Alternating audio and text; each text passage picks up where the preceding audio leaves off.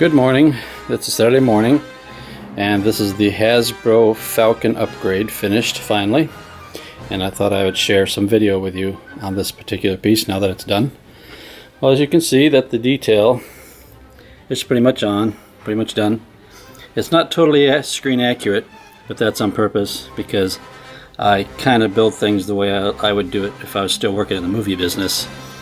And that's what my main job in Hollywood was doing detail work and whatnot for models and such props. So anyways, this is the beast. I'll rotate it here.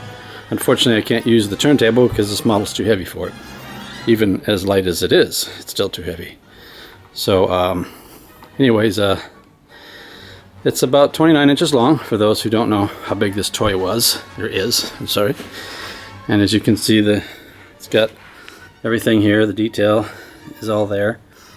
And what I'll do is I'll go ahead and turn it on for you because it's got lights, interiors, everything else. Hopefully this camera will be able to capture all that.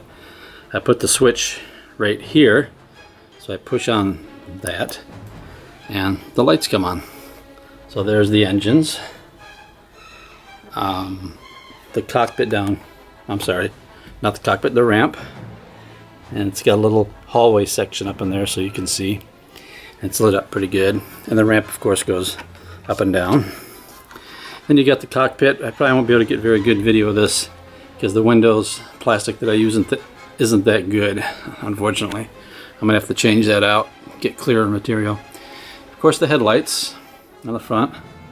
And I decided to put this little enhancement of warm orangish LED lights coming out of the landing gear doors or bays, because in A New Hope, when it was on the Death Star and they're telling the stormtroopers to come up the stairs and help them with something, you could see that they had some very warm light lit on the landing gear, and I kind of like that, if that makes any sense.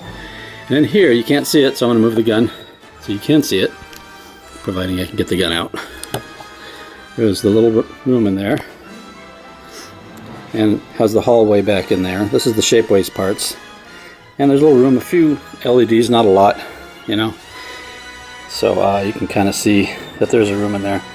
And the gun room is on the bottom too, but I decided not to put any lights in that because what's the point? Can't see it anyways. And the shapeways dish as well, which they did a pretty good job on. I just glued it in that position because I liked it. Then added a stem. So what I can do is use the original box when I pack this up. The landing gear come off. Everything is magnetized. The door things here are magnetized. The landing gear just slide right out. So I could have the flight version as well. Then the base here that I made up for it.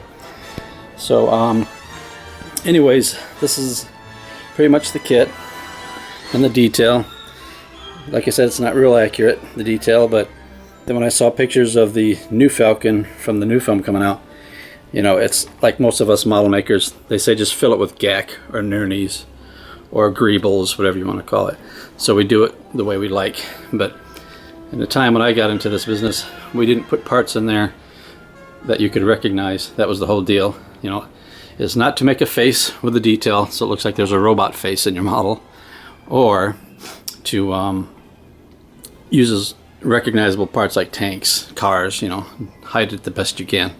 Only thing I didn't really do any detail on was the top here, other than painting. You know, I did add in these little spinner things, you know, these little intake vents, which I saw they did on the 5-foot one, and they actually worked to keep the model cool. But I really like that. That's why I went ahead and had the photo etch made of the intake vents, as well as the strip here, which is photo etch as well that I had made. And of course the engine piece back in there. It's kind of a multi-dimensional thing in there as far as the depth of the engine, because also in the new Star Wars film it looks like it had a lot of depth behind the screen, so that's what I did. So anyways, there it is, all weathered, finished, and it's good to have yet a third scratch-built, practically scratch-built Falcon on the shelf again.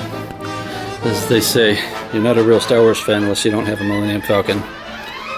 So that's it for now. Hope you enjoyed this video. Goodbye.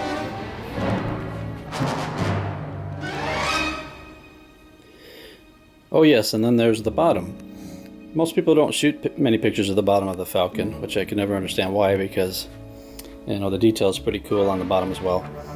But anyways, obviously this is the Empire Strikes Back version because of these forward boxes and these 2 extra landing gear they put in. The reason why they did that is mainly for the set piece, not the miniature, to give it support. You know, because on the first film, A New Hope, or 4th film, or whatever you want to call it these days, enough to make you nuts. You know, they had pipes going in there, so it looked like they were fueling it or whatever.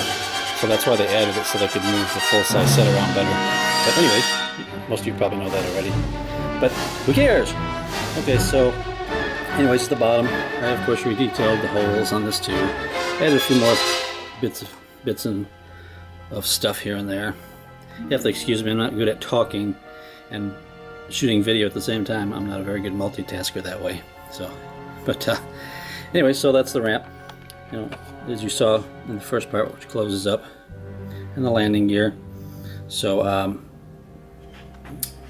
I just thought I would throw this in there as well.